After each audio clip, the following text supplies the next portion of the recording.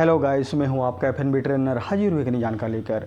दोस्तों, जैसे कि आप जानते हो, होटल का जो मेनू होता है उसमें जितने सारे सेक्शन होते हैं, जैसे साउथ इंडियन, तंदूर, चाइनीज, कॉन्टिनेंटल, इंडियन, इन सारे सेक्शन में उसका अवेलेबल टाइम लिखा होता है कि ये आइटम इतना टाइम से इतना टाइम तक अवेलेबल रहेगा।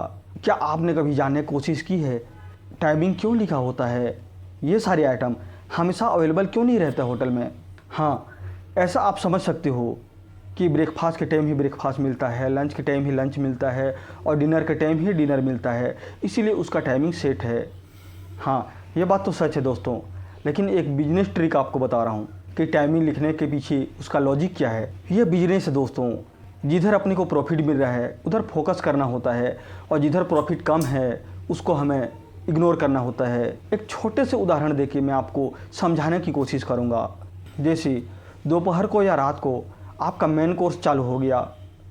मेन कोर्स मतलब रोटी, सब्जी, दाल, राइस, पुलाव, बिरयानी, जो भी है हैवी खाना, जिसको बेचने के बाद हमें अच्छा खासा प्रॉफिट मिल सकता है।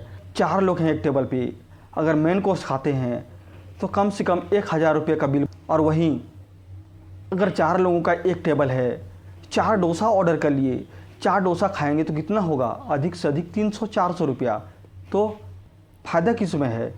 हमारा मेन कोर्स में है। इसीलिए हम लंच टाइम को या डिनर टाइम को अपना साउथ इंडियन इडली डोसा वगैरह जो सेक्शन है उसको हम क्लोज कर देते हैं और हम सिर्फ मेन कोर्स को ही फोकस करते हैं, क्योंकि हमको उसमें ज़्यादा प्रॉफिट है।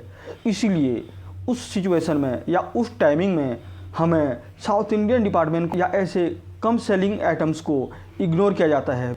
इसीलिए उसमें टाइमिंग लिखा होता है कि आइटम इतना टाइम से इतना टाइम तक अवेलेबल रहेगा।